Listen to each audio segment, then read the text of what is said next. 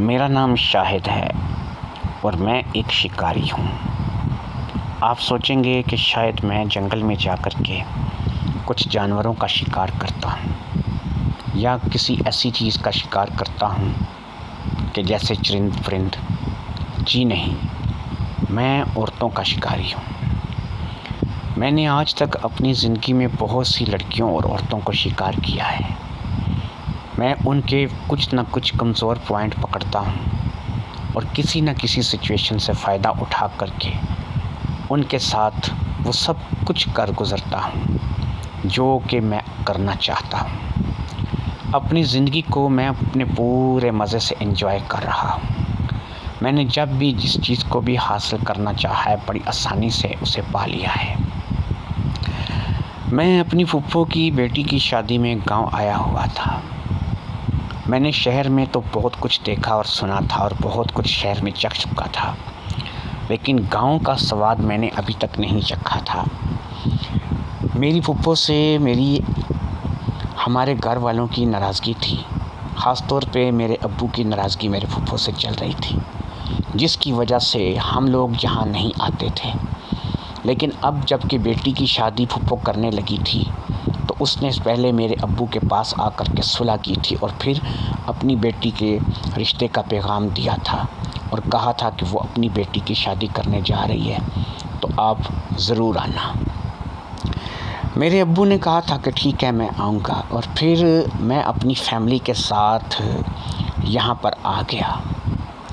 میری فیملی میں سے کوئی نہیں جانتا تھا کہ میں شکاری ہوں اور میری طبیعت شکار کھیلتی ہے، اور شکار بھی میں عورتوں کا کرتا ہوں۔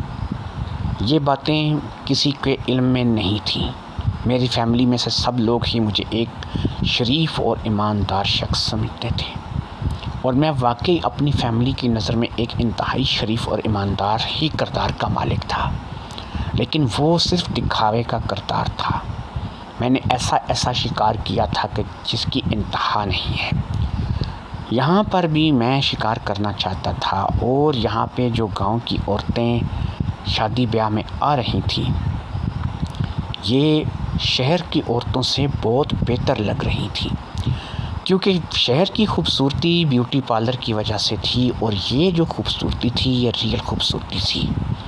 یہ دودھ مکھنوں سے پلی خوبصورتی تھی جس کا میں آج فائدہ اٹھانے کا سوچ رہا تھا، لیکن مجھے سمجھ میں یہ نہیں آ رہا تھا کہ میرے جیسا شکاری طبیعت کا آدمی اس سے فائدہ کیسے اٹھائے گا۔ شہر کی لڑکیوں کو بہت سی چیزوں سے امپریس کیا جا سکتا ہے۔ آپ کے پاس پیسہ ہے، گاڑی ہے، آپ اچھی پوشاک پہنتے ہیں، اچھا لباس پہنتے ہیں، تو آپ آسانی کے ساتھ کسی بھی لڑکی کو ڈیٹ پر چلنے کے لیے راضی کر سکتے ہیں اور اسے لے جا کر کے پھر اس کا کیسے بھی استعمال کر سکتے ہیں۔ لیکن یہاں پر سچویشن مختلف تھی۔ یہ مجھے ڈیٹ پہ جانے والی لگتی نہیں تھی۔ کون تھی، کیسے تھی، یا یہاں کا ماحول کیسا تھا، اس کو مجھے سمجھنے میں تھوڑا وقت لگنا تھا۔ بہرحال میں اس شادی میں آ تو گیا تھا، لیکن میں اپنے شکار کی تلاش میں مسلسل گھوم رہا تھا۔ شادی والے گھر میں میں ہر ایک آنے جانے والی کو ایسے دیکھ رہا تھا کہ جیسے وہی میرا شکار ہوگی، لیکن اب مجھے خود بھی اس چیز کا علم نہیں تھا کہ ان میں سے میرا شکار کون ہوگی اور میں جلد ہی کس کا شکار کر سکوں گا۔ بہرحال اس بات کا تو طے تھا کہ مجھے شکار کرنا ہے، اور مجھے شکار بھی کوئی ایسا چاہیے تھا کہ جو میری من تمنا کا ہو۔ میں آپ کو بتاتا چلوں کہ مجھے کیسی لڑکیوں میں دلچسپی تھی، مجھے کیسی لڑکیاں پسند تھیں، اور مجھے لگ رہا تھا کہ میری مرضی کی لڑکیاں یہاں پہ مجھے ملیں گی، کیونکہ یہ گاؤں کی ماحول میں پلی ہوئی صحت مند لڑکیاں تھیں، تو مجھے یہاں پہ اپنی مرضی کی لڑکی مل جائے گی۔ میں اب آپ کو یہ بتاؤں کہ میری پسند کیا ہے۔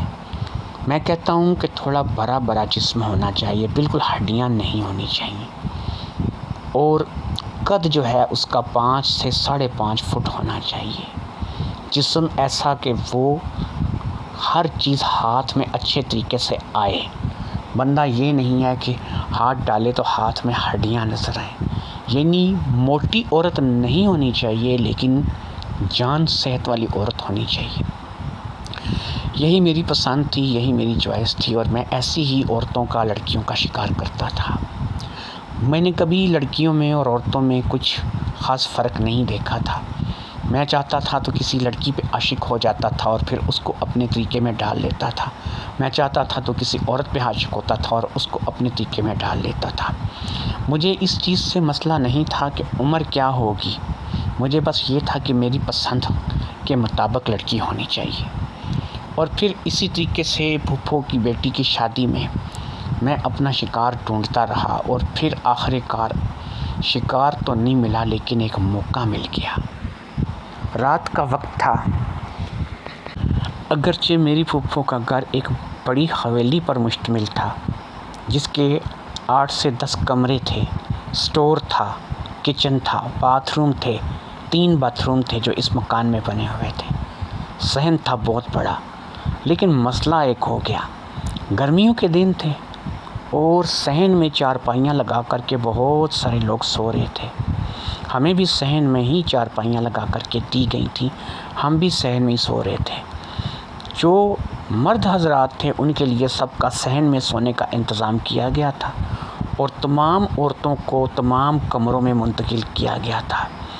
اب ہوا یہ کہ آدھی رات کے وقت تیز بارش آ گئی۔ اچانک تیز بارش کی وجہ سے ہم لوگوں نے فٹافٹ سے اپنے بستر اٹھائے اور ہم اندر کمروں کی طرف بھاگے۔ میری پھپھو جو کہ سوئی ہوئی تھی وہ اب جاگ چکی تھی، ان کو بھی پتہ چل چکا تھا بارش آ گئی ہے اور گھر میں مہمان ہیں جو کہ صحن میں سوئے ہوئے ہیں، اور صحن میں تو بارش کا زور تھا۔ تھوڑی ہی دیر میں پورا صحن جو ہے وہ رم جم بارش سے جھوم اٹھا تھا۔ ہم لوگوں نے جلدی سے اپنے بستر، اپنی چارپائیاں جو ہیں ان کو کلوز کیا تھا اور ان کو لے کر کے ہم اندر کمروں کی طرف بھاگے تھے۔ پھپھو ہماری ہمیں ساتھ ہدایت دیتی چلی جا رہی تھی، اچھا ایسا کرو کہ بھئی لیڈیز تو ہیں اب لیکن کیا کیا جا سکتا ہے، ساری ہی اپنی ہیں، کون سی کوئی غیر ہیں، تو چلو تم فلاں کمرے میں چلے جاؤ، تم ادھر چلے جاؤ، تم ادھر چلے جاؤ۔ اسی طرح 8-10 کمرے تھے، تمام ہی مرد جو ہم لوگ باہر صحن میں سو رہے تھے وہ اسی طرح مختلف کمروں میں گھستے چلے گئے۔ میں بھی ایک کمرے میں جا کر کے گھس گیا۔ اس کمرے میں 2 ہی چارپائیاں لگی ہوئی تھیں جن پر 2 موٹی آنٹیاں سو رہی تھیں۔ ایک چارپائی ایک آنٹی کے قبضے میں تھی اور دوسری چارپائی دوسرے آنٹی کے قبضے میں تھی۔ نیچے زمین پر ایک قلین سا ڈالا ہوا تھا جہاں پر بہت ساری لڑکیاں سو رہی تھیں۔ یہ لڑکیاں جو کہ زمین پر سو رہی تھیں یہ کوئی چھوٹی بچیاں نہیں تھیں، ان میں جوان لڑکیاں بھی تھیں، ان میں چھوٹیاں بھی تھیں، ان میں بڑیاں بھی تھیں، ہر عمر کی ہر سائز کی لڑکی تھی جو کہ وہاں پر سو رہی تھی۔ میں آپ کو بتاتا چلوں کہ میرے علاوہ 2 لوگ اور تھے جو کہ اس کمرے میں آئے تھے۔ ایک بندے کو میں پہچانتا تھا اور دوسرے کو میں نہیں پہچانتا تھا۔ بہرحال جس کو میں پہچانتا تھا وہ فیضان تھا، وہ ہمارا دور کا کزن لگتا تھا، اور جس کو میں نہیں پہچانتا تھا وہ ایک بوڑھا آدمی تھا جو کہ مجھے نہیں پتا تھا کہ ہمارا کہاں کا رشتہ دار ہے، کیونکہ میں نے آپ کو بتایا نا کہ رشتہ داروں میں، خاص طور کے گاؤں کے رشتہ داروں میں میری اتنی زیادہ پہچان نہیں تھی اور ہم لوگ یہاں پہ بہت کم آئے تھے، انفیکٹ میں یہاں پہ پہلی بار آیا تھا۔ ان لوگوں نے جب کمرے کی صورتحال دیکھی تو ان لوگوں نے کہا کہ اب ہم کیا کریں۔